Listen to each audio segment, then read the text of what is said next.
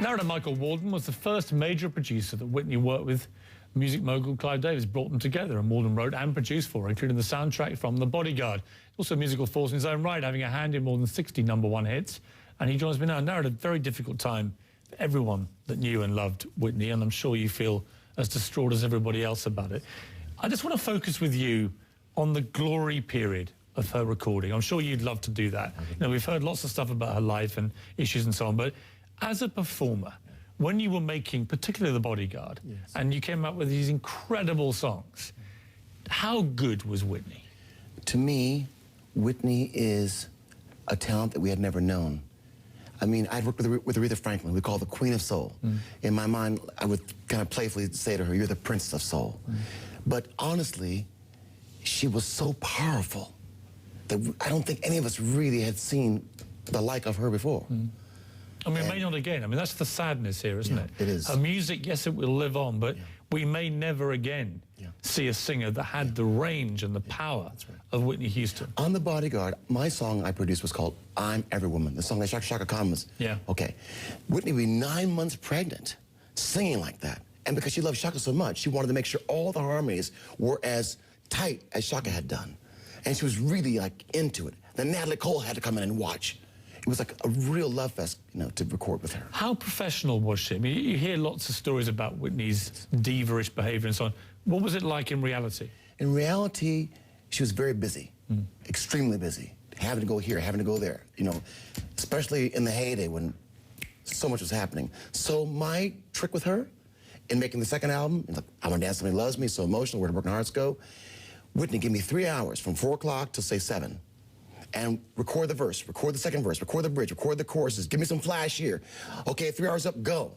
And I'd stay all night and comp the very best parts with all the little breaths. So when she came the next day, I say, sit down, listen to this. Pow! It's a smash! Exactly. All you have to do is fix this little part, that little thing, you're done. Okay. So then it wasn't like it was torture. It was always inspiring. Do you think that the pressure of being Whitney Houston just became too much? I think it's intense, that most people, hardly anyone can ever understand. To be a superstar is incredible pressure.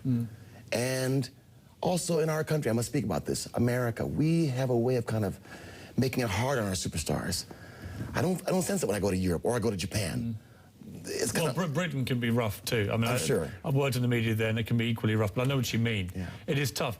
In terms of her voice, a few people have said to me that the real problem for Whitney was the realization she would never sing at the heights that she did when she was recording with you again. I don't believe that.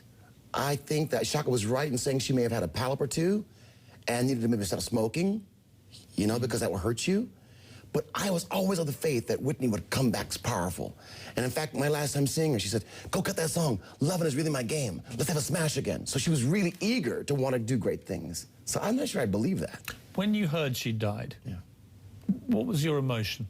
I was in a bathtub way up in Northern California, plus Gualala. And on a little transistor radio, they said that Whitney had died, and I didn't believe it. So I had to kind of listen to songs playing through to make sure what I heard was right, and it was right. And I was completely stunned. Do you feel it's a wasted life, or do you feel it was a short but brilliant life? Short but brilliant. What Whitney Houston's accomplished will never be accomplished. She's the most famous woman on the planet as far as vocaling and her songs. So I'm very happy that I can sit here and say I had a chance to know her. And I'm still dazed that she's gone, but she lives because her music is so powerful. It does. Narada, thank you very much indeed. You're great. Couldn't have put it better. You're great, man. Thank you. Okay. When we come back, an Only in America special, the little girl who grew up singing Whitney Houston's songs in the mirror and became a superstar herself and paid the ultimate tribute to her hero.